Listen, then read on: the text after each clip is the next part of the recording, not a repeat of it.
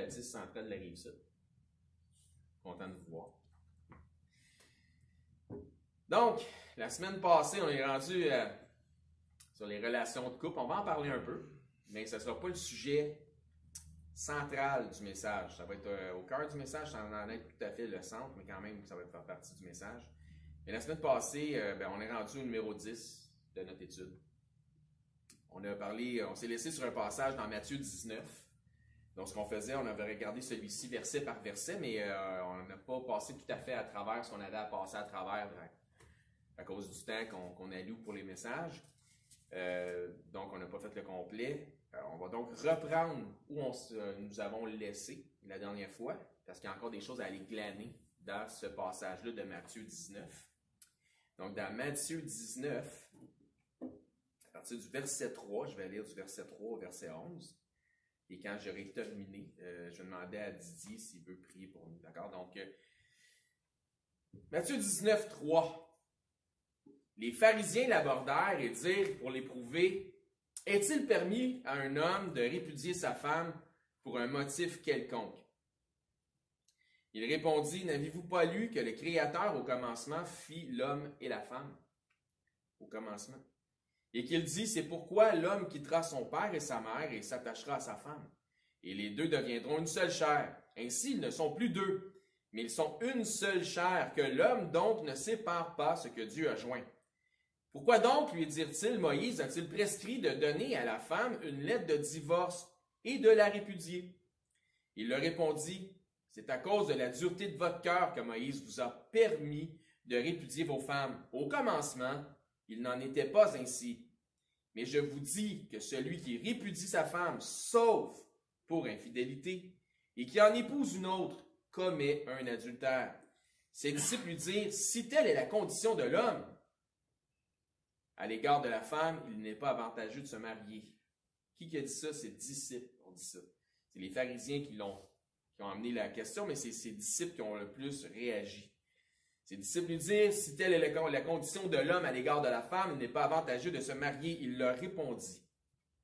Tous ne comprennent pas cette parole. Tous ne comprennent pas cette parole, mais seulement ceux à qui cela est donné. Didier, si tu peux ouvrir le culte, s'il vous plaît. Bien, merci. Ce qu'on observe de ce passage, c'en est un qui est important là, dans la Bible concernant les relations de couple, bien évidemment, c'est que les pharisiens viennent pour éprouver la connaissance de Jésus.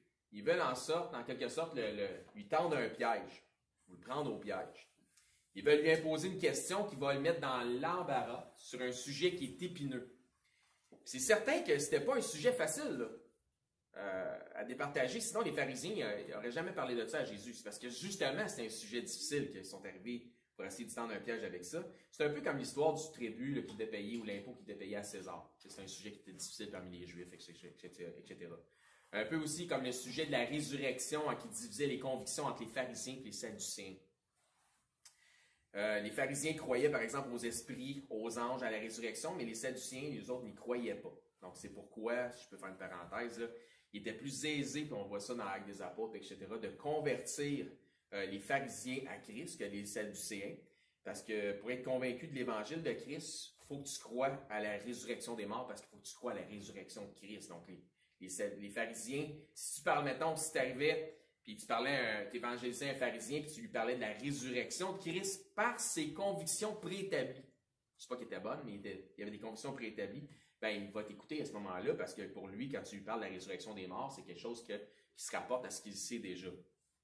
Mais si tu parlais de ça à un sadducéen, par exemple, mais par ses convictions préétablies, il n'aurait pas voulu t'écouter. Il ne parle pas de la résurrection des morts, ça n'existe pas, ça. Donc, c'est pour ça. Donc, c'est pour les mêmes raisons aujourd'hui, dans le fond, si on regarde ça, que les gens de ce monde peuvent nous mépriser à cause de nos convictions. Hein. Tu crois à la Bible? Voyons donc. Tu crois à la Bible. Tu crois en Dieu? Voyons donc, tu crois en Dieu. Pas la lutte. Tu crois en Jésus, t'en copie. Oui. Hein? Tu peux croire en Dieu, mais il ne faut pas que tu crois en Jésus. Ou tu pries. Ou tu crois à la création, tu ne crois pas à l'évolution. Voyons donc. Tu as la foi, etc. Donc, on peut être méprisé à cause de nos convictions, un peu de la même façon que les gens refusent parce qu'ils ne croient pas. Donc, ils n'ont pas de conviction préétablie sur ces choses-là. Ça aussi, des fois, quand tu évangélises quelqu'un, il faut que tu sois à l'écoute de c'est quoi ses convictions préétablies pour prendre ses convictions préétablies puis amener Christ à travers ça, un peu comme Paul a fait quand il a été en Grèce. Et là, il y avait des divinités, de toutes sortes de philosophies particulières, dans des doctrines particulières. Ça nous dit que les Grecs cherchaient la sagesse, tandis que les Juifs cherchent un miracle. Eh bien, quand Paul est arrivé là, outré de toute l'idolâtrie, mais il a pris le Dieu inconnu parce que les autres qui avaient préparé qu'il y avait un autre Dieu qu'ils ne connaissaient pas encore. C'est comme, non, il y a une planète qu'on n'a pas encore découvert, c'est la même affaire. Fait que les autres, ils ont dit, il y a un Dieu qu'on n'a pas découvert, on va l'appeler le Dieu inconnu. Fait que lui, Paul est arrivé, il dit, je viens vous parler justement de votre Dieu que vous appelez le Dieu inconnu. On va vous le présenter. Fait qu'il a pris leur philosophie, il les a pris, puis il les a revirés à la gloire de Christ pour leur parler du Seigneur Jésus. Donc, toutes ces choses-là peuvent être faites quand tu évangélises quelqu'un, sois à l'écoute, pose plus de questions, tu donnes des réponses. Comme ça, tu peux prendre les convictions préétablies de la personne, puis les retourner à la gloire de Christ, puis lui dire, dans le fond, ce que tu cherches vraiment, c'est la vérité. Tu cherches Jésus, parce que Jésus est la vérité. Maintenant, le croyant, je vous dirais, à cause de toutes ces choses-là, est le prochain ennemi public numéro 1, le prochain ennemi à abattre. Pourquoi? Parce que par conviction, le vrai chrétien, je ne sais pas si tu peux dire chrétien puis l'être, c'est deux affaires, mais par conviction et par soumission à son Dieu, le chrétien refusera de se livrer au plan diabolique que ce monde tente d'imposer. Le vrai chrétien sera l'empêcheur de l'évolution du plan mondialiste. Le monde a un plan, le diable a un plan, puis c'est les chrétiens qui vont faire obstacle au plan. C'est pas compliqué, fait qu'on est proche là.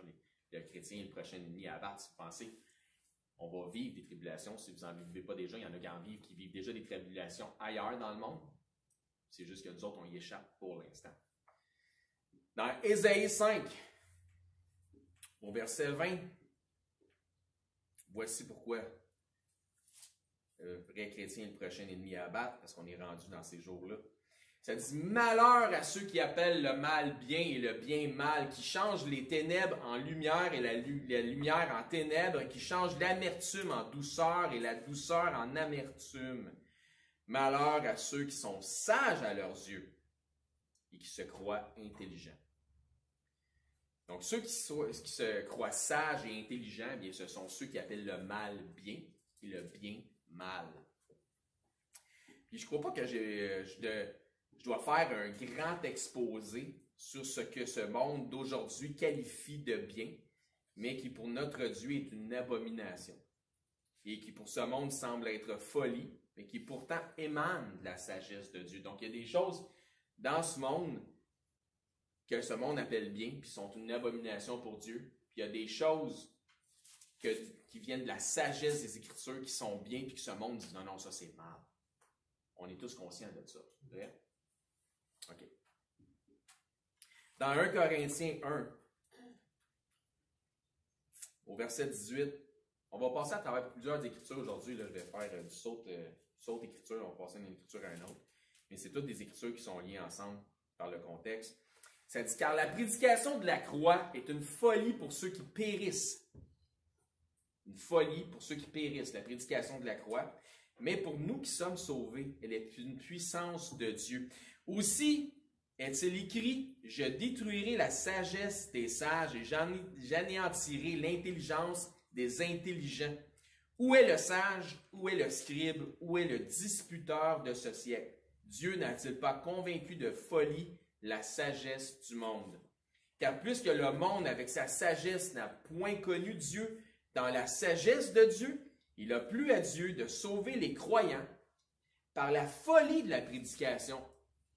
Ça a l'air fou pour les autres, et c'est ça qui sauve. Donc, ce qui est correct, c'est ce qui semble être tordu pour le reste du monde. Les Juifs demandent un miracle et les Grecs cherchent la sagesse. Verset 23, nous prêchons Christ crucifié, scandale pour les Juifs. Hein, Jésus est en scandale bien des fois, même il était en scandale pour sa propre famille, pour ses propres disciples, pour les gens de sa patrie. Scandale pour les Juifs et folie pour les païens, mais puissance de Dieu et sagesse de Dieu pour ceux qui sont appelés tant Juifs que Grecs. Car la folie de Dieu est plus sage que les hommes. Fait que, si Dieu avait de la folie, sa folie serait plus sage que la sagesse des hommes. Et la faiblesse de Dieu, donc si le Tout-Puissant avait une faiblesse, et la faiblesse de Dieu est plus forte que les hommes. Ça, c'est au chapitre 1 de 1 Corinthiens. Et puis Paul continue dans le même sens au chapitre 3. Fait que si vous allez au chapitre 3, verset 18, ça dit que nul s'abuse lui-même. Si quelqu'un parmi vous pense être sage, selon ce siècle, donc selon ce monde, qu'il devienne fou, afin de devenir sage selon les Écritures. Car la sagesse de ce monde est une folie devant Dieu. Aussi est-il écrit, il prend les sages dans leur ruse. Et encore, le Seigneur connaît les pensées des sages et il sait qu'elles sont vaines. Que personne donc ne mette sa gloire dans les hommes, car tout est à vous. Je ne ferai pas un message sur car tout est à vous, mais retenez car tout est à vous, parce qu'on va retrouver un passage qui nous dit à peu près la même chose. C'est pourquoi les philosophies humanistes de ce monde ne trouvent pas leur place au sein de l'Église de Dieu. Ça nous dit, le Seigneur connaît les pensées des sages et il sait qu'elles sont vaines. Donc, comme je vous dis, c'est pourquoi les philosophies humanistes de ce monde ne trouvent pas leur place au sein de l'Église de Dieu. Que ce soit, attention, l'humanisme, le féminisme, le socialisme, le communisme et ben, des ismes, et toutes les autres philosophies mondaines qui tendent vers une propagande et appellent le bien mal et le mal bien, n'ont rien à voir avec la sagesse divine. Rien à voir. Le verset 21 de 1 Corinthiens 3 se termine en disant « Car tout est à vous ». Regardez dans Colossiens 2.8. Colossiens 2.8, enfin, c'est encore lié par le contexte. « Prenez garde que personne ne fasse de vous sa proie par la philosophie et par une vaine tromperie. » Ça disait tantôt, car il sait que la sagesse des sages de ce siècle, ben, qu'elles sont vaines. Donc, par une vaine tromperie s'appuyant sur les traditions des hommes, sur les rudiments du monde et non sur Christ. Verset 9. Car en lui, Christ, habite corporellement toute la plénitude de la divinité. Donc, Jésus est venu et il était Dieu en chair. Car en lui habite corporellement toute la plénitude de la divinité. Verset 10. Vous avez tout pleinement en lui, car tout est à vous, qui est le chef de toute domination et de toute autorité. On regarde la définition du mot humanisme. Et la première chose qu'on voit dans la définition du mot humanisme, ça dit philosophie. Donc, c'est dans la catégorie philosophie. Si on regarde la définition, ça dit théorie, virgule, doctrine. On parle de l'humanisme. Qui place la personne humaine et son épanouissement, donc l'épanouissement personnel, quand on parle d'épanouissement, je ne sais même pas ce que ça veut dire, au-dessus de toutes les autres valeurs. La raison pour que je ne sais pas ce que ça veut dire, c'est parce que chacun a sa description d'eux. Chacun a son concept de ce que ça représente pour eux, l'épanouissement. Personne ne sait ce que ça veut dire. C'est selon ton propre concept personnel, on dirait. Théorie, doctrine qui place la personne humaine et son épanouissement au-dessus de toutes les autres valeurs. L'homme et son bien-être personnel, l'individu aux dépens de la masse. C'est ça, l'humanisme. Donc, puis je vais faire une parenthèse super importante, là, puis il y a des gens qui ne sont pas ici ce matin qui auraient intérêt à l'être, puis ils ne le sont pas à cause de cette philosophie-là. Il n'y a pas de « je » dans une assemblée. Il n'y a pas de moi, mais moi j'ai-tu le droit, puis moi, je devrais, puis moi j'aimerais, puis pour moi. Il n'y en a pas dans une assemblée. Une assemblée, là, c'est pas un je, c'est un nous. C'est ça une assemblée. Ça, c'est un esprit qui prévaut quand quelqu'un parle au je tout le temps, puis qui fait partie d'une assemblée. Il n'y a pas de je dans une assemblée, je le répète. Une assemblée, c'est un nous. Nous sommes un corps. Donc, il n'y a pas d'individualisme dans une assemblée, dans une église. Est-ce qu'on ne vit pas dans une période où les petites factions s'imposent sur la masse? Est-ce qu'on ne vit pas dans une saison où si tu es en désaccord avec une minorité, pas une majorité, avec une minorité, tu propages instantanément de la haine?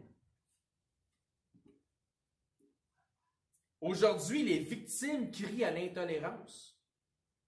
Intolérance! Donc, ils sont intolérants à l'intolérance. Je suis la victime. Ça fait de toi instantanément un coupable, puis ça me permet de te juger, puis de te lancer des roches, puis de te lapider. Parce que c'est moi la victime. Pauvre petit toi. Donc, tout le monde joue à la victime, puis c'est toujours la faute de l'autre. Il n'y a plus personne qui prend ses responsabilités, même dans la maison de Dieu. C'est certain que cette société va être mélangée et dysfonctionnelle parce qu'on tente de créer une société avec des valeurs individualistes. Tu ne peux pas faire ça. Ça ne marche pas. Tu ne peux pas créer une société avec des valeurs basées sur l'individu. Toutes des victimes. On peut-tu avoir tout un trophée juste pour avoir participé, s'il vous plaît? Puis là, je suis rendu à la portion où ce que vous êtes en train de vous dire, mais pourquoi tu me parles de ça? C'est pas supposé être une affaire, c'est relations de couple, ça. La raison est la suivante. Quel genre de philosophie mondaine a contribué, vous croyez, à faire croître le taux de divorce en Amérique du Nord? Pensez que ce n'est pas un esprit qui est en arrière de ça, ce n'est pas de la philosophie qui est en arrière de ça. Pourquoi est-ce qu'on est passé de 5% à 55% dans le dernier siècle sur le taux de divorce? Bien, je suis heureux de vous poser la question, mais on va laisser Dieu répondre dans les Écritures. Éphésiens 6, au verset 11. Voici ce que Dieu dit et pourquoi. On est passé de 5 à 55. Revêtez-vous de toutes les armes de Dieu, afin de pouvoir tenir ferme contre les ruses du diable. Vous vous souvenez ce qu'il a fait dans le jardin, hein? Il a amené de la philosophie, de la tromperie, du mensonge. Car nous n'avons pas à lutter contre la chair et le sang. Est-ce qu'on lutte contre quelqu'un, une personne, un individu? Non, on n'a pas à lutter contre la chair et le sang, mais contre les dominations, contre les autorités, contre les princes de ce monde des ténèbres, contre les esprits méchants dans les lieux célestes. C'est donc soit l'esprit dans la personne, soit l'esprit de la personne, soit l'esprit derrière la personne. Mais ce n'est pas la personne, c'est un esprit. Des fois, tu vas dire, mais c'est un esprit, ça, qui prévaut. Ah, mais tu veux dire que la personne est possédée. Oui, je ne veux pas dire nécessairement qu'elle est possédée du démon. Elle est possédée d'une philosophie, elle est possédée par ses péchés, elle est esclave d'une doctrine puis d'une philosophie qui l'éloigne ou qui l'empêche de venir à Christ ou qui l'éloigne de Christ. Les philosophies de ce monde sont des doctrines de démons. C'est ça que Dieu dit, puis c'est pour ça qu'on est passé de 5 à 55%. Le problème, c'est que plusieurs de nos frères et sœurs sont inconsciemment influencés par ces doctrines. Il reste de l'influence. Éprouvez tout, retenez ce qui est bon. Si ça ne s'accorde pas avec les enseignements bibliques, ne prenez pas part à ces philosophies et que celles-ci ne se retrouvent pas dans votre esprit. Restez loin de ça. Et éliminez ça. Éphésiens 6, on a lu versets 11 et 12. On va les dire, c'est à 17, on va repasser à travers 11 et 12. Ça dit, au reste, fortifiez-vous dans le Seigneur et par sa force toute puissante. Revêtez-vous de toutes les armes de Dieu afin de pouvoir tenir ferme contre les ruses du diable, car nous n'avons pas à lutter contre la chair et le sang, mais contre les dominations, contre les autorités, contre les princes de ce monde de ténèbres, contre les esprits méchants dans les lieux célestes. C'est pourquoi prenez toutes les armes de Dieu, pas juste celles qui font ton affaire. Toutes les armes de Dieu, tu as besoin de prendre toutes les armes de Dieu afin de pouvoir résister. Pas de t'effoirer comme une momoune, résister dans le mauvais jour parce que le mauvais jour va venir. Et de tenir ferme, puis il répète ça, vous allez voir, tenir ferme après avoir tout surmonté. Tenez donc ferme. Ayez à vos reins la vérité pour ceinture, revêtez la cuirasse de la justice, mettez pour chaussure à vos pieds le zèle que donne l'évangile de la paix. Tu sais, du zèle, tu sais, du monde que tu entends dans l'église dire « Ah, Jésus, ah Dieu, ah Jésus, ah le Seigneur, j'aime Jésus, merci Seigneur. » Puis t'es voué plus! Ils disparaissent, ce monde-là, à un moment donné. Pouf! Tu sais pas pourquoi, ils sont plus là, puis ils viennent plus, puis il n'y en a plus de Jésus. Il est où leur zèle?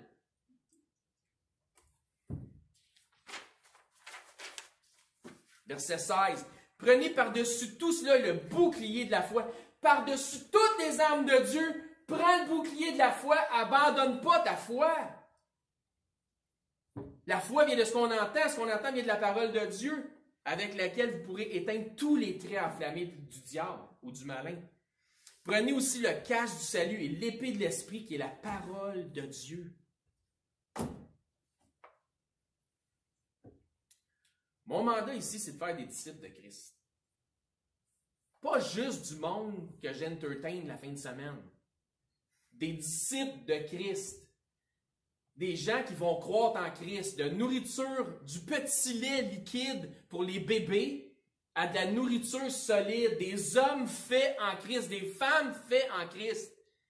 Avec un bon discernement biblique. Qui vont se dire, avant de poser des gestes et des actions, est-ce que je suis dans la volonté de Dieu ou non?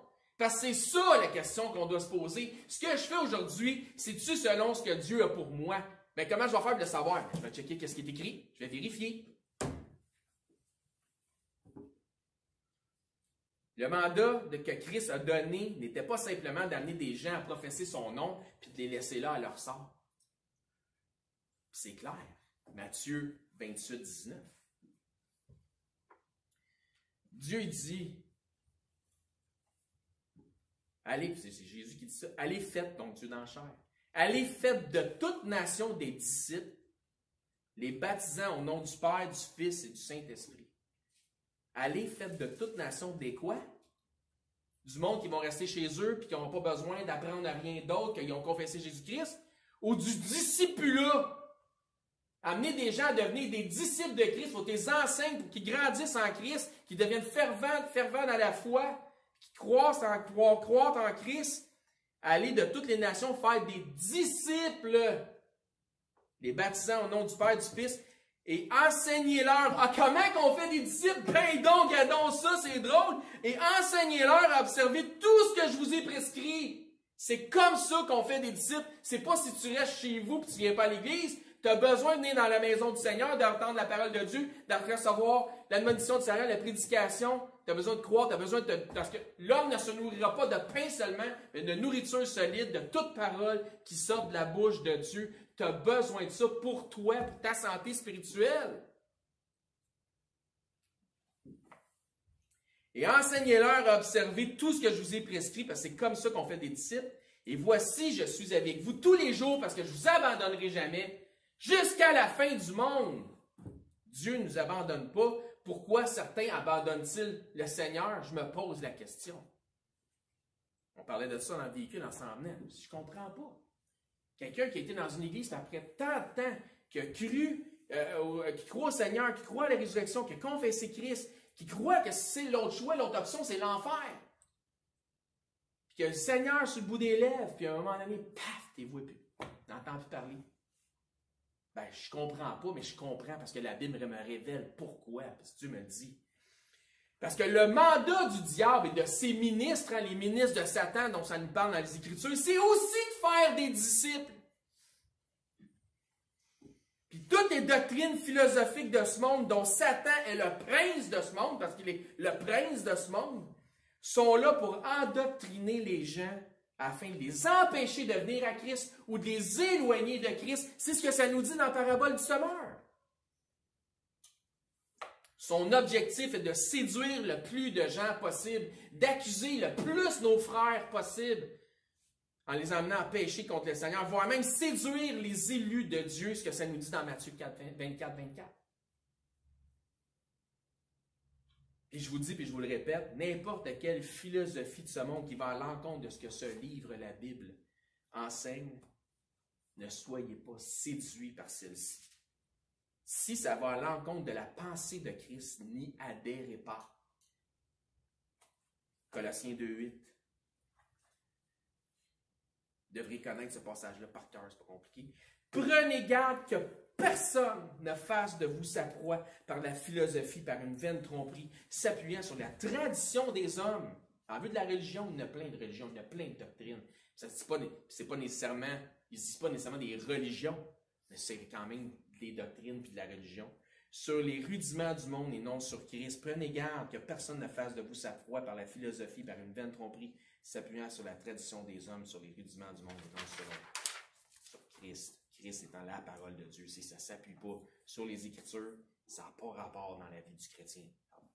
Ça ne trouve pas sa place dans l'Église non plus. Donc, le mouvement féministe, la liberté sexuelle des années 60-70, le mouvement Peace and Love, les idéologies véhiculées par les chansons telles que Imagine de John Lennon, l'humanisme. Maintenant, on fait place de plus en plus au socialisme qui finit toujours par aboutir éventuellement au communisme. Donc, l'ensemble de ces mouvements et philosophies mondaines, séduisantes pour plusieurs, mais trompeuses, ont aidé à l'abandon des mœurs bibliques. Et c'est comme ça qu'on passe de 5 à 55. Car Dieu dit que le lit soit sans souillure dans Hébreux 13,4, car que les relations entre hommes et femmes, ne soient pas de dessein, ne soient pas le fruit de la fornication, etc. Mais ce n'est pas ce que ce monde, pour continuer dans mon image avec John Lennon, c'est pas ce que ce monde nous chante. Écoutez ce qui joue à la radio, là, puis vous allez me voir que c'est pas tellement ce que ce monde nous chante. Ce sont définitivement les adoptions de ces philosophies qui ont conduit au déclin du mariage, de la famille nucléaire, vers une augmentation fulgurante du monoparentalisme. Je viens d'inventer un autre isme, etc. Dieu dit jusqu'à ce que la mort vous sépare, ce monde dit ou jusqu'à ce que d'autres choses ne fassent pas ton affaire, arrive. Question. Qui croyez-vous qui est derrière toutes ces doctrines philosophiques et antibibliques? Qui? On se donne un indice, puis ça se trouve encore dans les Écritures. Éphésiens 6, on l'a lu tantôt, verset 11. « Revêtez-vous de toutes les armes de Dieu afin de tenir ferme contre les ruses du diable. Car nous n'avons pas à lutter contre la chair et le sang, mais contre les dominations, contre les autorités, contre les princes de ce monde, de ténèbres, contre les esprits méchants dans les lieux célestes. » Toutes ces philosophies sont issues de l'influence de notre adversaire, le diable. Ceux qui vivent selon les principes de ces philosophies sont animés par des esprits de méchanceté. Attends. Quoi, des esprits de méchanceté? Tu ne vas pas trop loin.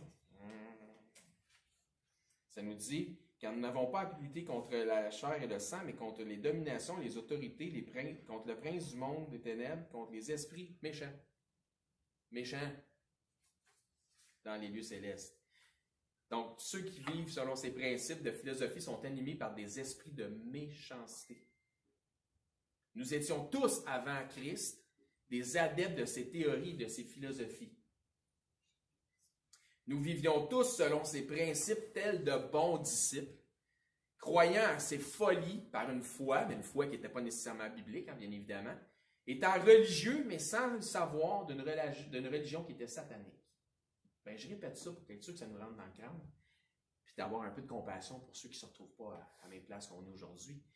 Nous vivions tous selon ces principes avant, mais étant des bons disciples de ces principes-là, croyant à ces folies de philosophie mondaine par une foi, mais qui n'était pas une foi biblique, étant religieux sans s'en rendre compte d'une religion qui était satanique. Ça, c'est avant Dieu sorte de là, avant que Jésus nous sauve. Mais maintenant que nous sommes en Jésus-Christ, si nous sommes en Jésus-Christ, nous devons, par le renouvellement de notre entendement, être à même de pouvoir reconnaître ces esprits, ces philosophies, et sans avoir à sortir de ce monde. Parce qu'on ne peut pas sortir du monde. De simplement avoir le discernement. Puis ça, c'est important d'avoir du discernement. Puis il y en a donc qui n'en ont pas du discernement. D'avoir le discernement de ne pas participer à ce qui est mal. Comme ça nous dit dans Éphésiens 5, 10 et 11, hein, d'examiner tout ce qui est agréable au Seigneur, vous le lirez pour vous-même. Éphésiens 5, 10 et 11. Nous ne devons pas prendre part aux œuvres infructueuses des ténèbres, que ça nous dit dans ces versets-là, mais d'examiner tout ce qui est agréable au Seigneur. Puis comment on examine tout ce qui est agréable au Seigneur? Ben, on se fie à ce livre. Nous devons fonctionner selon une sagesse et une prudence en disant, ce monde dit, voici ce qui est bien, mais je sais que Dieu dit, non, non, ça c'est mal. C'est ça avoir du discernement. Croyez-moi, je pourrais vous dresser une liste de philosophies tordues que ce monde appelle bien, mais que Dieu appelle mal. Il y en a une liste, là. Mais ça serait trop démoralisant. Vous savez pourquoi? Parce que je sais très bien que certains chrétiens adhèrent à des choses qui sont sur cette liste. Des choses qui, Dieu appelle mal. Je partage un cas vécu. N'oubliez pas que ce message-là a été écrit là de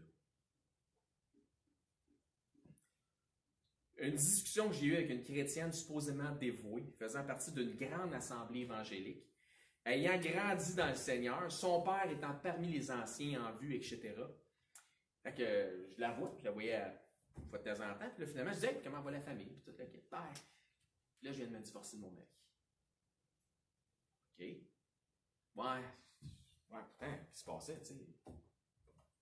Elle sait que je le sais, là. Elle sait que je suis chrétien, puis elle sait que je le sais qu'elle a grandi dans une église, que son père, elle sait que je sais tout ça, là.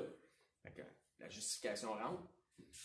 Hein, faut qu'elle justifie. Ben, on était rendus incompatibles. Puis ça faisait plusieurs, tu sais, ça faisait un bout que ça durait. Puis j'ai évolué de mon côté. Puis, ben, lui, tu sais, il a vraiment jamais changé. Il a vraiment jamais évolué. Mais, tu sais, il faut pas qu'on me juge, là, tu sais. Faut pas me juger. OK, mais qu'est-ce que la Bible enseigne? Je ne cacherai pas que j'ai été étonné. Qu'est-ce que la Bible enseigne? Si vous vous jugez vous-même, personne n'aurait à vous juger. Autrement dit, si tu avais eu du jugement pour toi-même, si tu avais eu su comment agir selon la justice biblique, si tu avais agi avec du discernement, personne n'aurait eu à te juger. Moi, mais il ne faut pas me juger. Pas nous autres qui te jugent, c'est Dieu qui te juge, parce que Dieu dit,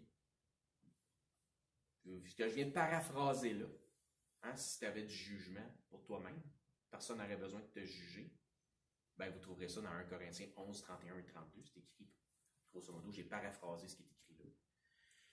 Quoi qu'il en soit, la question des règles divines concernant le divorce fait réagir même les disciples de Jésus, c'est ce qu'on voit dans Matthieu 19, 9, jusqu'au verset 11, ça dit « Mais je vous dis que celui qui répudie sa femme, sauf pour infidélité, et qui en épouse une autre commet un adultère, ses disciples lui dirent, cite-t-elle, ses disciples, c'est même pas eux autres qui avaient posé la question, c'est eux autres qui réagissent, c'est ça que ça m'étonne, cite-t-elle est la condition de l'homme à l'égard de la femme, il n'est pas avantageux de se marier, il leur répondit, tous ne comprennent pas cette parole, mais seulement ceux à qui cela est donné. Autrement dit, c'est pas facile pour tout le monde. C'est pas facile d'entendre la prédication des fois comme certaines choses qui sont prêchées. Donc, comme je disais, il y a des pilules plus difficiles à avaler que d'autres. Les pharisiens viennent tenter Jésus avec la question, mais c'est ses propres disciples à Jésus qui réagissent le plus fortement, qui trouvent ça le plus difficile. C'est pas vraiment différent de nos jours. Il n'y a rien de nouveau sous le soleil. Les chrétiens souhaitent davantage de clauses d'exclusion. Il y a quelqu'un que j'ai entendu dire l'autre jour, si Jésus venait aujourd'hui, on l'emprisonnerait comme étant un hérétique.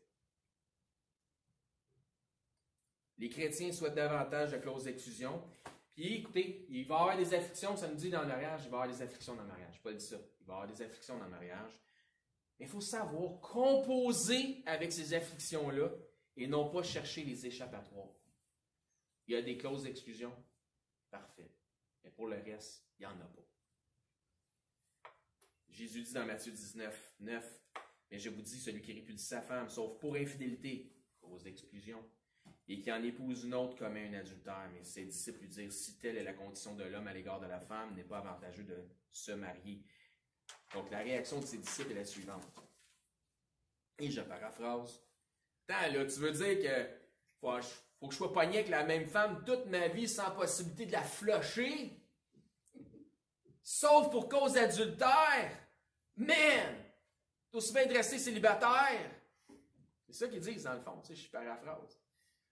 Ça, c'est ce que les disciples de Jésus ont dit. Ça nous dit donc qu'il y avait des philosophies, déjà à l'époque, qui étaient éloignées du plan finalement de Dieu. Parce que les autres étaient surpris de ça. Ils disent, voyons donc. Pensez-y, de ceux qui ont réagi parmi les disciples de Jésus, il y avait des hommes qui étaient déjà mariés. Ça a dû être un choc, hein? Savoir qu'est-ce que le maître disait. Finalement, pour conclure ce message aujourd'hui, c'était davantage un message sur les philosophies mondaines et antichrist que sur les relations de couple. Comprends? Je pense que le Seigneur sait ce qu'on a de besoin. Puis je vous dirais, ne faites pas partie de ceux qui se disent chrétiens et qui appellent le bien mal et le mal bien. Ne laissons pas les doctrines philosophiques de ce monde s'incruster dans l'Église, dans l'Assemblée de notre Seigneur. Pas d'humanisme, pas de féminisme, pas de pharisianisme, hein, j'en rajoute, pas de légalisme, pas de judaïsme, pas d'individualisme, puis je passe bien des ismes. Puis ne soyons pas de ceux qui jouent à la victime afin de se déculpabiliser, hein, parce que si c'est toi la victime, c'est pas toi le coupable. Pour combien pensez-vous qu'il y en a de gens qui jouent à la victime afin de ne pas être le coupable ou la coupable? C'est que je ne peux pas être coupable, je suis victime! Fait que celui qui gagne, c'est celui ou celle qui est plus victime que l'autre.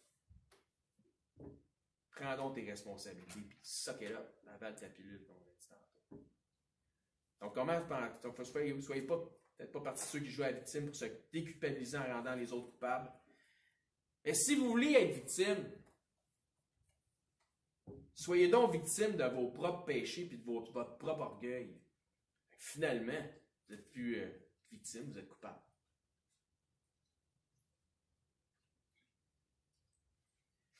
Autrement dit, regardez-vous dans le miroir de la Bible, puis regardez donc la poutre que vous avez dans l'œil.